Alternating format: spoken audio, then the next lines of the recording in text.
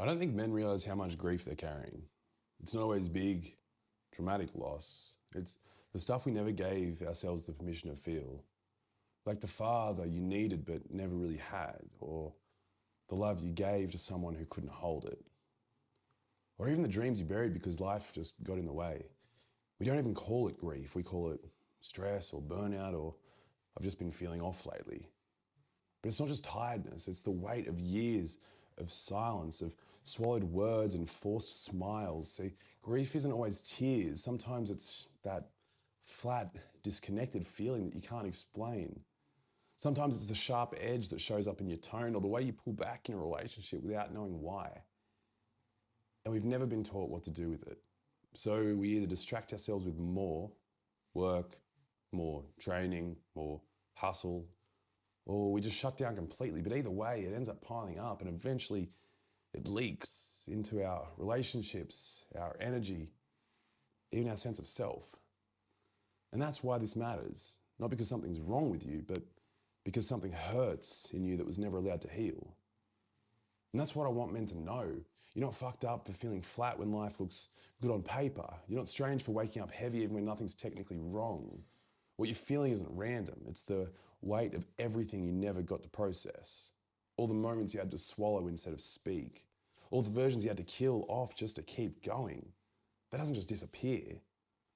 And maybe you've gotten good at wearing the mask, but if you've ever wondered why something still feels off, then this might be it. You don't need to fall apart, but you do need space to feel what never got felt. That's how you stop dragging the past through your future, and that's how you finally come back to yourself. Most men don't even know they're grieving because no one ever told us that grief isn't just about death. It's about absence, disconnection, what never got to be. It's about the dad who was there but never really saw you, the girl who loved you or you loved but left you questioning your worth, the years you spent being someone you weren't just to be accepted. See, grief isn't always loud. It doesn't always hit you like a wave. Sometimes it hides behind the feeling that something's missing, even when your life looks fine, you know? It sometimes shows up when you're lying awake at night with that ache in your chest that you just can't explain, or when you can't fully let yourself enjoy the good things because some part of you still feels like you don't deserve it.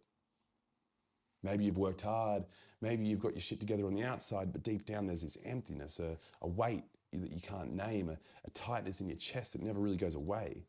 You tell yourself you should be grateful, that you've got nothing to complain about, that it's probably just stress or hormones or another rough patch. But the truth is, you're carrying this backlog of unspoken and unprocessed pain.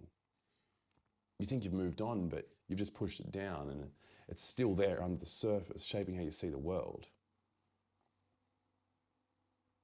And you're not the only one.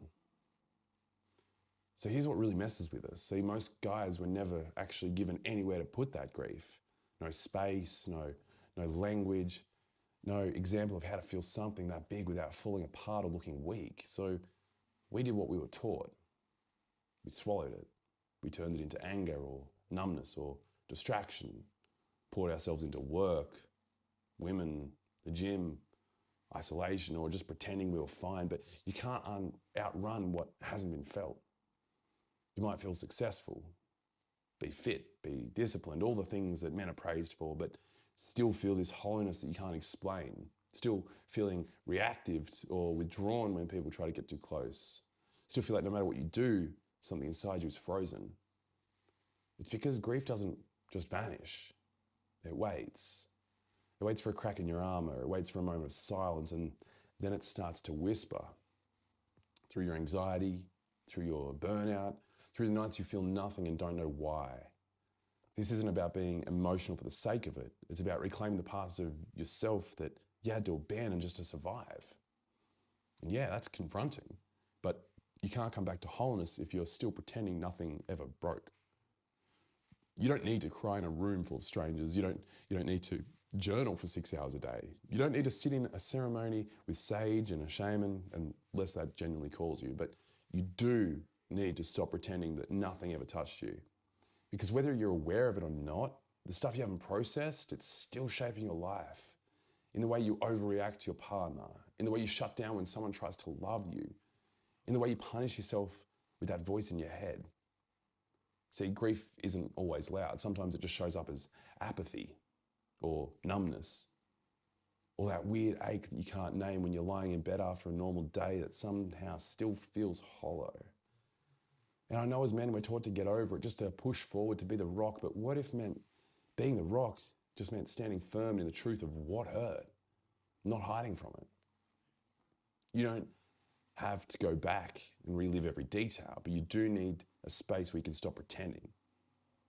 And that could be as simple as going out for a walk or just saying the thing out loud that you've never said. It could be punching the shit out of a bag, not out of rage, but to finally move the energy out of your body. It could just be sitting with a photo or memory and actually letting yourself miss something or someone without immediately just brushing it away. It's not about becoming emotional, it's about becoming honest. And from that honesty, something changes. You stop needing to escape. You stop sabotaging the good stuff. You stop settling for relationships or routines that are just distractions from yourself, and that's when life starts to feel real again.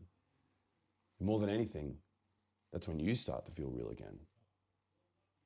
See, grief isn't weakness, it's what makes you human. And when you actually face it, and when you let yourself feel the stuff you spent years outrunning, it doesn't break you, it builds you.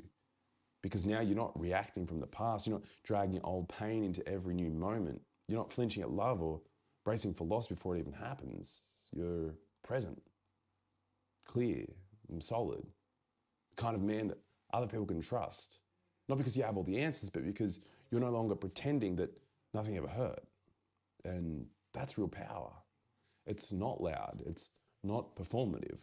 It's the quiet kind, the steady kind. The kind that comes from finally making peace with the parts of yourself that you bury just to survive. And if you ever felt like something was off, or if you've ever wondered why no amount of success or sex or self-help could quite fill the gap, maybe this is your piece. You don't need to go back and live in the past. You just need to stop running from it. And the moment you stop running, that's when you stop feeling so damn tired all the time. That's when you actually come home to yourself. See you tomorrow.